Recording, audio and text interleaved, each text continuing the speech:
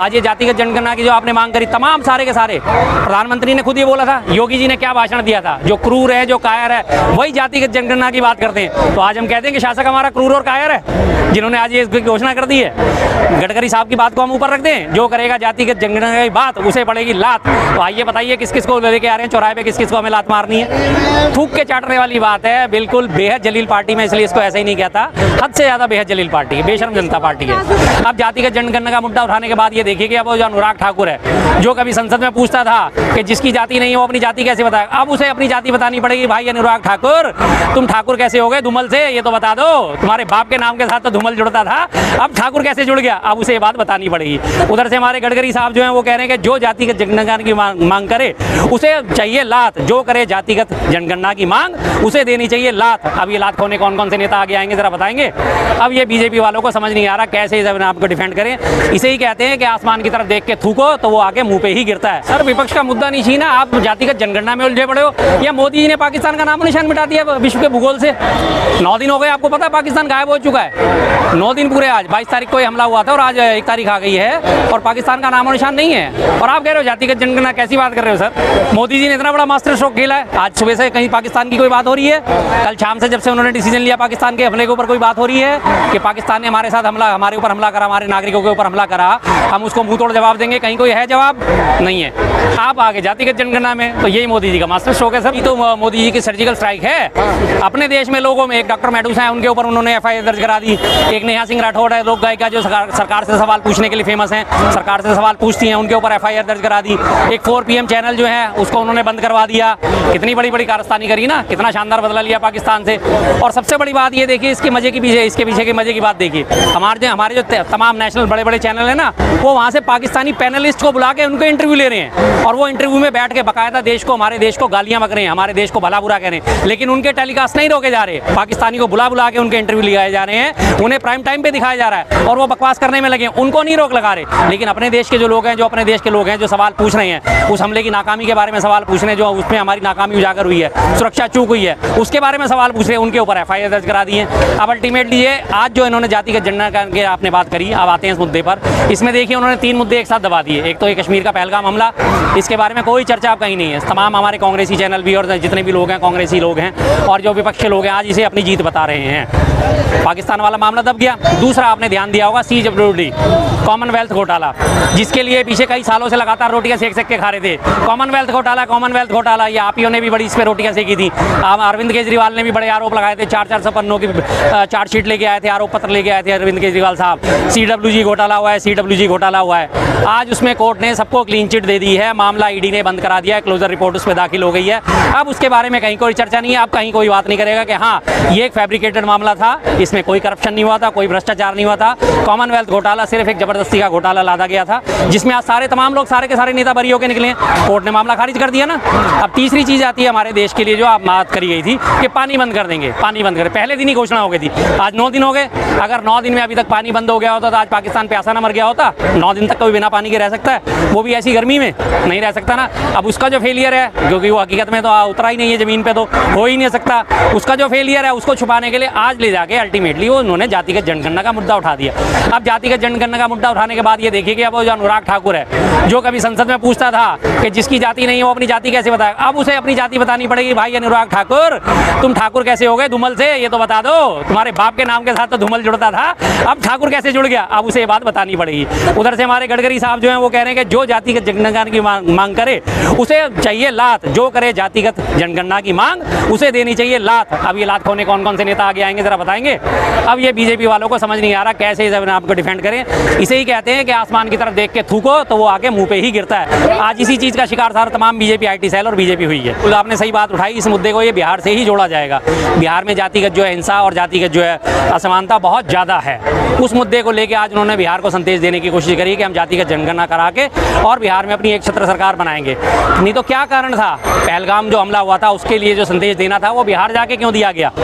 बिहार की रैली रद्द नहीं करेगी, कानपुर की रैली रद्द कर दी, सारे दौरे रद्द कर दिए, लेकिन बिहार जाके उन्होंने संदेश दिया रैली में जाके, क्योंकि बिहार में चुनाव है। जाना था जापान पहुंच गए, चीन समझ गए ना, वहाँ गए नहीं, बिल्कुल। तो इसी वजह से बिहार पहुंच गए, तो इसी वजह से आज जो है उन्होंने देखा कि हाँ जी इस बात को दोबारा से दोबारा बिहार के आने वाले सितंबर अक्टूबर में चुनाव है, कितना टाइम बचा है। राजनीतिक दृष्टि से 3-4 महीने कुछ भी हैसियत नहीं रखते।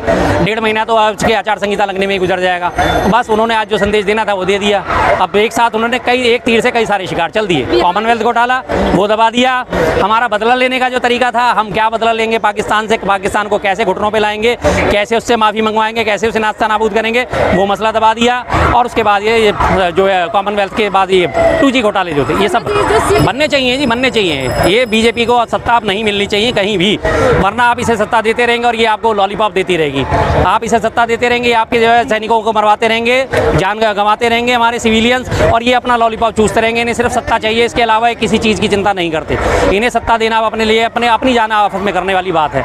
आज ये जातिगत जनगणना की जो आपने मांग करी, तमाम सारे के सारे, प्रधानमंत्री ने खुद ये बोला था, योगी जी ने क्या भाषण दिया था, जो क्रूर है, जो कायर है, वही जातिगत जनगणना की बात करते हैं। तो आज हम कहते हैं कि शासक हमारा क्रूर और कायर है, जिन्होंने आज ये घोषणा कर दी है। गडकरी साहब की बात को हम ऊपर रख दें, जो करेगा जातिगत जनगणना की बात उसे पड़ेगी लात। तो आइए बताइए किस किस को लेके आ रहे हैं चौराहे पे, किस किस को हमें लात मारनी है। थूक के चाटने वाली बात है, बिल्कुल बेहद जलील पार्टी में, इसलिए इसको ऐसे ही नहीं कहता, हद से ज़्यादा बेहद जलील पार्टी है, बेशर्म जनता पार्टी है। नीतीश कुमार तो मैं आपको कब से कह रहा हूँ खत्म है, वो तो नीतीश कुमार जी खत्म है। उनका सबसे ज़्यादा जो है, अभी पीछे देखिए, जब ये बिहार में हमारे मोदी जी ने रैली करी थी, पहलगाम हमले के दूसरे 2 दिन बाद ही वहाँ नीतीश जी की जो भावभंगिमा थी, कुर्सी से आधी गिरने को तैयार हो रहे थे, बीजेपी ने टोटल उनका वो वीडियो चलाया कि देखो देखो इनका नीतीश जी का मानसिक संतुलन बिगड़ता जा रहा है, कैसे कुर्सी से गिरे जा रहे हैं, कैसे इनके देखो हाथ पांव कैसे हो रहे हैं, कैसे झूल रहे हैं, क्या ये सच में कोई नशा करने लगे।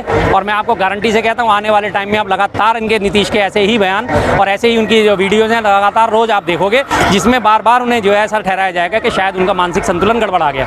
अल्टीमेटली जनता में मैसेज किया जाएगा कि नीतीश कुमार अब इस काबिल नहीं है कि वो कुर्सी संभाल सके, तो जनता को फैसला करना ही पड़ेगा, या इधर झुकेगी जनता या उधर झुकेगी। और उसे अपने पक्ष में झुकाने के लिए बीजेपी तमाम बेहतरें अपनाएगी। बिल्कुल है, उन्होंने सहमति जताई है, क्योंकि वो ये मांग काफ़ी टाइम से उठा रहे थे। अभी पीछे संसद का मैं सत्र आपको अभी याद दिलाया ना, कि जब वो संसद सत्र में उन्होंने बोला था कि जातिगत जनगणना होके रहेंगी और हम इसे करवा के रहेंगे, तो ये मिस्टर अनुराग ठाकुर आके बड़े बड़बोले आदमी आके खड़े हो गए थे, जिसको अपनी जाति का पता नहीं, वो दूसरों की जातियाँ पूछ रहा है। यही बात उन्होंने बोली थी। आज वही अनुराग ठाकुर बैकफुट पे आके कह रहा है मोदी जी ने मास्टर स्ट्रोक चला है, मोदी जी की दिशा दृष्टि बहुत दूर तक है, मोदी जी महान है। अरे भैया कैसे महान है?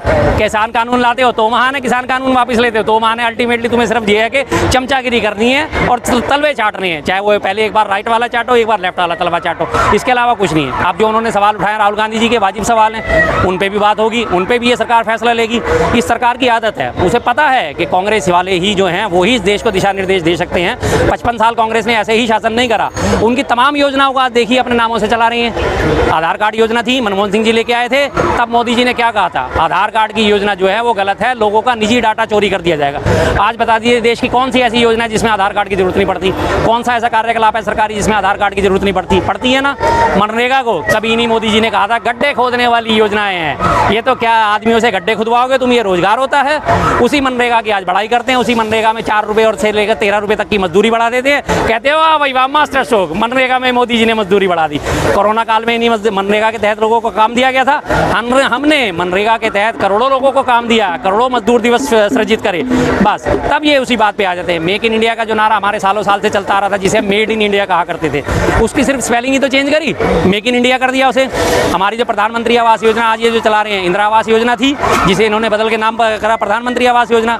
हमारे जो नवयुग स्कूल हुआ करते थे और हमारे केंद्रीय विद्यालय, आज उनके नाम बदल के क्या कर दिए, पीएम श्री विद्यालय। पीएम श्री विद्यालय नया खोल के दाव रखो ना, नया खोलो फिर उस पर नाम दो पीएम श्री विद्यालय। नहीं कर सकते। गुजरात में आपको पता है नरेंद्र मोदी स्टेडियम है ना, किसके नाम पे रखा?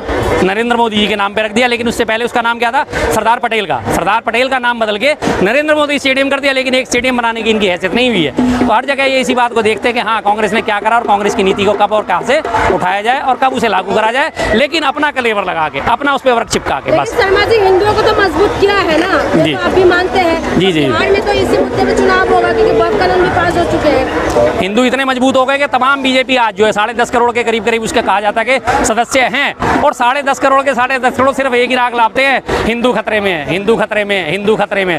राष्ट्रपति हिंदू, प्रधानमंत्री हिंदू, लोकसभा अध्यक्ष हिंदू, रक्षा मंत्री हिंदू, विदेश मंत्री हिंदू, सारे के सारी हिंदू कैबिनेट भरी पड़ी है। और फिर भी ये 10.5 करोड़ जो इनके कहते हैं कि 10.5 करोड़ हमारे सदस्य हैं, तमाम लोग एक ही रोना रोते हैं, हिंदू खतरे में, हिंदू खतरे में, हिंदू खतरे में। फिर भाई कैसे सुरक्षित हुआ हिंदू? भाई कैसे सुरक्षित हुआ हिंदू? अगर ये कहते हो कि हिंदू खतरे में है, कहाँ खतरे में? हिंदू कहीं खतरे में नहीं है, इनकी जो है कुर्सी खतरे में है, हिंदू कहीं भी खतरे खतरे में नहीं है, सिर्फ इनकी कुर्सी खतरे में है, जिसका ये रोना रोते हैं लगातार कि हाँ हिंदू खतरे में। हिंदू तो तब भी खतरे में ही ना जब औरंगजेब जैसे शासक आके चले गए। अगर हिंदू खतरे में होता तो आज हिंदुओं की प्रजाति ही नहीं होती। औरंगजेब ने तो जी तोड़ जोड़ लगा लिया था अपना। एज पर बीजेपी और भक्तों के हिसाब से औरंगजेब ने अपना पूरा जोर लगाया था, वो तमाम हिंदुओं का कत्ल करता था, लेकिन उसके बावजूद भी हिंदू सर्वाइव करके रहे ना। हिंदुओं को कौन मिटा सका है? नहीं मिटा सका। शाश्वत सनातन है, उसे कोई नहीं मिटा सकता, वो कभी खतरे में नहीं आ सकता। लेकिन शर्मा जी, बीजेपी जो है बंगाल में भी ग्राफ बढ़ गए हैं, 3 से 77 सीट पे पहुंच गए हैं। जी। और बिहार में भी उन्होंने गठबंधन में सरकार चला रहे हैं। जी। तो इस बार तो लग रहा है कि बीजेपी की सरकार ही बनेगी। ताल ठोक रहे हो? बिल्कुल ठीक है जी, ताल ठोकते रहे, लेकिन बिहार में और बंगाल की आपने बात करी, 3 से वो 77 पे आए, लेकिन एक टॉप लिमिट है। एक स्पीडोमीटर होता है, कहीं वो 100 दिखा देता, कहीं 120 दिखा देता, उसके बाद वो स्पीडोमीटर नहीं जा पाता, गाड़ी उससे आगे भाग ही नहीं पाती है, क्योंकि इसमें स्पीड गवर्नर लगे। तो इनकी टॉप थी, लास्ट प्रकाष्ठा थी इनकी, जो इन्होंने वहाँ हरकतें करी। उसके बाद 77 में आने के बाद और 77 सीट जीतने के बाद वहाँ की तमाम जनता इस बात को देख चुकी है कि ये सिर्फ दंगा भड़काने वाले लोग हैं। कोई भी मसला हो, कोई भी मुद्दा हो, इनका काम सिर्फ दंगा भड़काना है, अपना राजनीतिक हल निकालना है। अब आपने बंगाल की बात याद करी, तो मैं बंगाल की एक बात याद आपको दिलाता हूँ। संदेश खाली और आरजी कर घटनाक्रम जो था, उसमें दोनों में महिलाओं पे अत्याचार हुए थे। आरजी कर वाला जो मेडिकल कॉलेज का घटना हुई थी, उसके बाद ममता बनर्जी ने एक कानून लेके आई थी अपराजिता के नाम से। उन्होंने फौरन दोनों सदनों में पास हो गया वो कानून, निचले सदन में भी ऊपरी सदन में भी। राज्यपाल महोदय के पास उस कानून को पास होने के लिए उन्होंने भेजा। आज अगस्त से और आज ये मई आ चुका है, 5 महीने ये हो गए हैं, 4 महीने और 4 महीने पहले गए, आज 9 महीने से वो जो है पेंडिंग पड़ा हुआ है। 9 महीने से वो अपराजिता कानून पेंडिंग पड़ा हुआ है। राज्यपाल साहब ने कहा कि मैं इसे राष्ट्रपति के पास भेज रहा हूं अनुमोदन के लिए, वो इस पे फैसला लेंगी।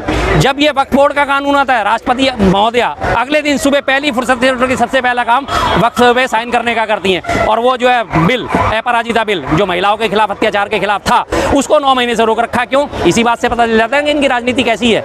महिलाओं के सच्चे मददगार होते, हितकारी होते, हितैषी होते, तो उस कानून को भी अब तक पास कर चुके होते, लेकिन नहीं करेंगे। क्यों? क्योंकि वो विपक्षी शासित राज्य में कानून आया है, इसलिए अभी वही कानून को तोड़ मोड़ के कहीं ना कहीं पेश करके अपने किसी बीजेपी शासित राज्य में ले आएंगे, फौरन पास हो जाएगा वो। तो इसी बात से इनकी नीति और नियत का पता चलता है कि किस किस्म के लोग हैं।